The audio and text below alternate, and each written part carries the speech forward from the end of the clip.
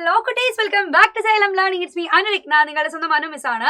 Okay, മക്കളെ എല്ലാവരും നല്ല അടിപൊളിയായിട്ട് നിങ്ങൾ എക്സാമിന് വേണ്ടിയിട്ട് ഇപ്പൊ പ്രിപ്പയർ ചെയ്ത് തുടങ്ങിയിട്ടുണ്ടായിരിക്കും അല്ലെ. ഇനി നമ്മളെ മുൻപിലേക്ക് വരാൻ പോകുന്നത് നമ്മളെ ആനുവൽ എക്സാം ആണ്. സോ എല്ലാവരും നല്ല അടിപൊളിയായിട്ട് തന്നെ പഠിച്ചുകൊണ്ടിരിക്കുക. അപ്പൊ എന്തായാലും നമുക്ക് ഇനി നിങ്ങൾ എക്സാമിന് ചോദിക്കുന്ന ഒരു ടൈപ്പ് ഓഫ് ക്വസ്റ്റ്യനുമായിട്ടാണ് ഞാൻ വന്നത്. നിങ്ങളുടെ ടെക്സ്റ്റ് ബുക്കിൽ എന്തായാലും നിങ്ങൾ കണ്ടിട്ടുണ്ടായിരിക്കും. സോ ക്വസ്റ്റ്യൻ നിങ്ങൾക്ക് പരിചയമുള്ളതായതുകൊണ്ട് തന്നെ നല്ലോണം നോക്കുക കേട്ടോ. എന്താണ് ക്വസ്റ്റ്യൻ എന്നുള്ളത് നല്ലോണം ശ്രദ്ധിച്ച് നോക്കാം. Now compute the perimeter and area of each of the shape below. അപ്പൊ താഴെ തന്നിരിക്കുന്ന ഷേപ്പുകളുടെ പെരിമീറ്ററും കാണണം, അതുപോലെ തന്നെ ഏരിയയും കാണണം. സോ ഇതുപോലത്തെ ക്വസ്റ്റ്യൻസുകൾ എപ്പോഴും റിപ്പീറ്റ് ചെയ്ത് നിങ്ങൾ എക്സാംസിന് ചോദിച്ച് കാണാറുണ്ട്. അപ്പൊ ഈ ടി ഷേപ്പ് ഒക്കെ ഉള്ള രീതിയിലുള്ള ഒരു ഫിഗർ ആണ് അല്ലെ. ഇതിന്റെ ചുറ്റളവും കാണണം, അതുപോലെ തന്നെ അതിന്റെ എന്ത് കാണണം, നമ്മള് ഏരിയയും കാണാം കേട്ടോ.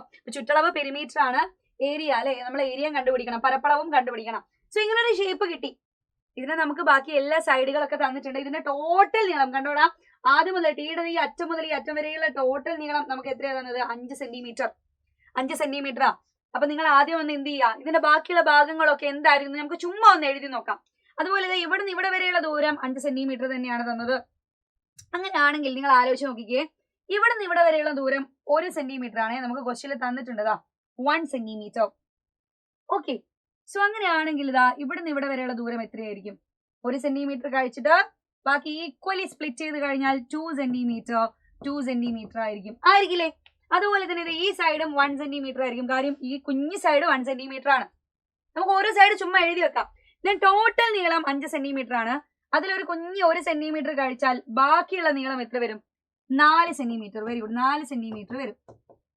ഓക്കെ, ഇനി നമുക്ക് എല്ലാ സൈഡുകളും കിട്ടി. ഇനി നമുക്ക് ചുറ്റളവ് കാണാൻ ഭയങ്കര എളുപ്പ. കാര്യം എന്താ, ചുറ്റളവ് എന്ന് പറഞ്ഞാൽ നിങ്ങൾ ആലോചിച്ച് നോക്കുക, ഈ ടീ നമ്മൾ ഇങ്ങനെ ചുറ്റും ഇല്ലേ, ഇതിങ്ങനെ ചുറ്റും നമ്മളൊരു വേലി കെട്ടണമെങ്കിൽ ഉള്ള അളവ് എന്നൊക്കെ പറയുവാണെങ്കിൽ നമുക്ക് എന്താ ചുറ്റളവ് കണ്ടുപിടിക്കണത്. ഞാൻ കണ്ടുപിടിക്കാൻ പോകുന്നത് പെരിമീറ്റർ ആണ്, പെരിമീറ്റർ.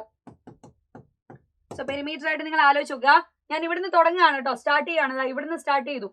അപ്പൊ 5 സെന്റിമീറ്റർ, 1 സെന്റിമീറ്റർ,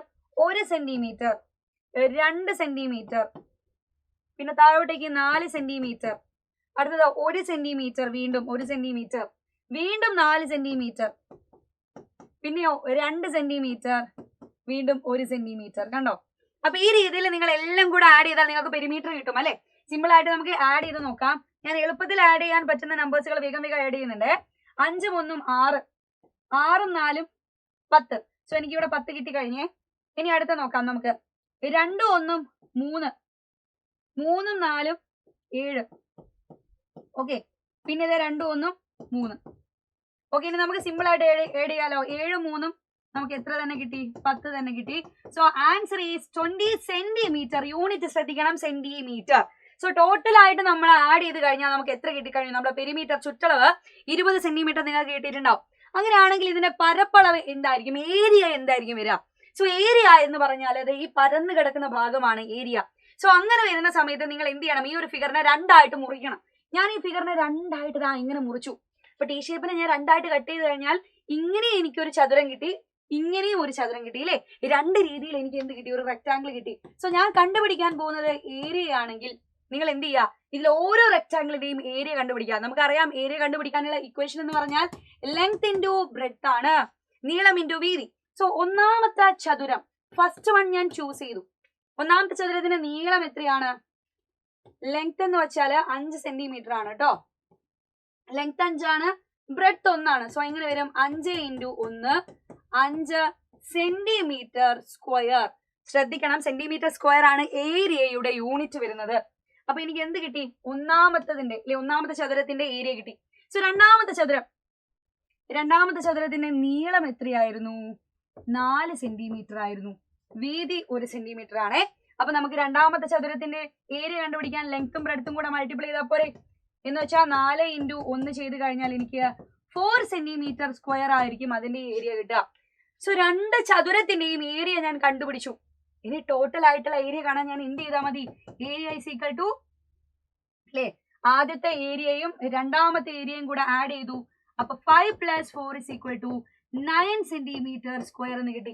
സിമ്പിൾ ആണ്, 9 സെന്റിമീറ്റർ സ്ക്വയർ. പക്ഷെ നിങ്ങൾ മാറിപ്പോകുന്ന കാര്യം, ഇവിടുത്തെ യൂണിറ്റ് സെന്റിമീറ്റർ സ്ക്വയർ ആണ്. നേരത്തെ ചുറ്റളവിന്റെ ഏരിയ വെറും സെന്റിമീറ്റർ മാത്രമാണ്. സോ ഇങ്ങനെയാണെങ്കിൽ നിങ്ങൾ എന്ത് ചെയ്യുക? ലാസ്റ്റ് ആൻഡ് ഫൈനൽ ഞാൻ നിങ്ങൾക്ക് ഒരു ഫിഗർ കാണിച്ചു തരാം. ഈ ഫിഗറിന്റെ ചുറ്റളവും അതുപോലെ തന്നെ നിങ്ങൾ പരപ്പളവും പെരിമീറ്ററും ഏരിയയും എന്താണെന്നുള്ളത് നിങ്ങൾ എന്ത് ചെയ്യണം, ചാറ്റ് ബോക്സിൽ പറയണം.